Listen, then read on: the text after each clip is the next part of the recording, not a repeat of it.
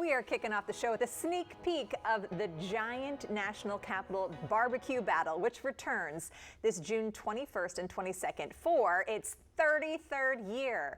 There will, of course, be food. There is live music and fun for everyone. So here to tell us exactly what this year is going to entail, we have the co-producer, Jacob Tubis, and pitmaster, Drew Darneille.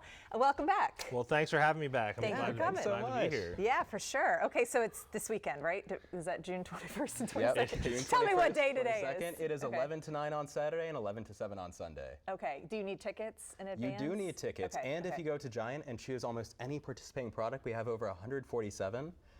You get buy one, get one free admission. So good deal. All right. Anything new this year? I know the live music. It sounds similar. It is to the last few years. it is the biggest battle we've had yet, and we're expanding this year into National Barbecue Week.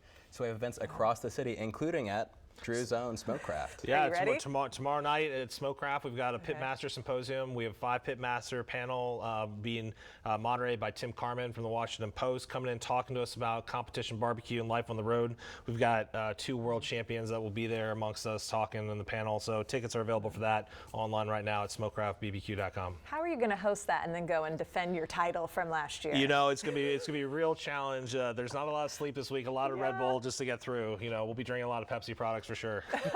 Okay, so last year you were first place in pork and best in barbecue sauce. That's correct. We're going to try the sauce, the one here, our pineapple bourbon sauce. This was nation's best sauce last year.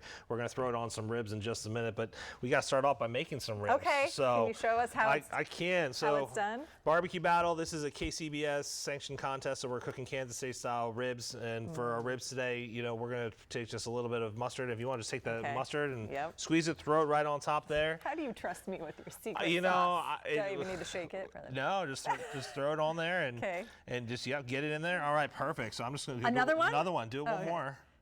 And I'm gonna just rub that in real quick, and then what we're gonna do, I'm gonna take a little bit of this hot rub here just as a base to give it a little kick, you know, but not a lot.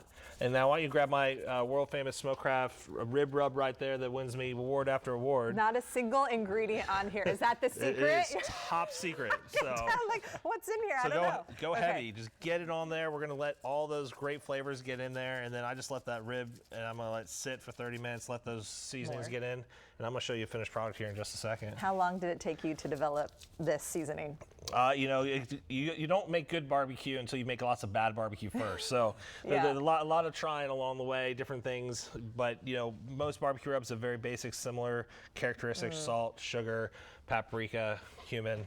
But we put a few extra things in there just to bring it over the top and really ignite the senses when you take a bite into a rib. Okay. How long would you normally leave this on there? Does it have to marinate for a while? So I'm going to let the rub soak in for about 30 minutes on the top side there, just so it soaks all the way in, begins to sweat, and it'll turn like a nice red because of the paprika in it. And then we'll put it in our smoker, and we'll cook them about 2.5 hours. And we cook them hot and fast. We cook them up at 275, 300 degrees over cherry wood, and it's going to give them a really nice, you know, deep mahogany red color when they come out. I'm going to show you here in just a second. Yeah, you have the magic of TV on your side. I do. We're not waiting 2.5 hours. We are today. not. You have something in our oven? I sure do. Okay. All right. So I brought a finished rack of ribs here that I've worked, you know, that we worked so hard to come up with, and you can see what these ribs are going to look like when it's all said and done. Jacob, you didn't get to try this last year? Oh, not last year. I've been going every year since. Would you like to try it now? Oh, I know I'm so excited. as a vegetarian.